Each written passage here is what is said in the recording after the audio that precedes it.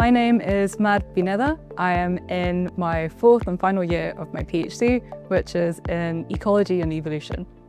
So my project looks at the impacts of fishing for small-scale fisheries like the aquarium industry, and it's really important because it brings in a lot of international development, it sustains a lot of livelihoods, but it's also got important questions in terms of the evolution of animals in very biodiverse areas. So that's what drew me to the PhD and why it matters.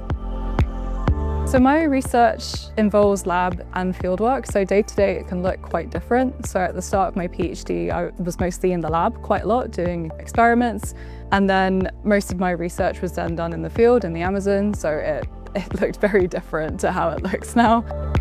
So I went to the Brazilian Amazon and I went with my supervisors, and we've got a great team of collaborators that we work with in Brazil, and that was incredible. I had never done tropical fieldwork before, so it was completely new to me, but luckily there was a lot of support in planning. There's a system here at the university where you can get advice on planning and things like building a risk assessment, which are really useful skills to have. And it just made it a really fantastic and unforgettable experience. And then going back the second time, I just felt so much more confident and comfortable.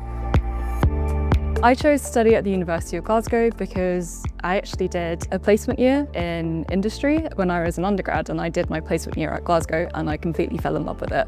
Something that I really enjoyed was how green the city is. So it's a big city, but there's so many incredible green spaces. For anyone coming to Glasgow for the first time, the university is beautiful. There's lots of arts, there's lots of culture.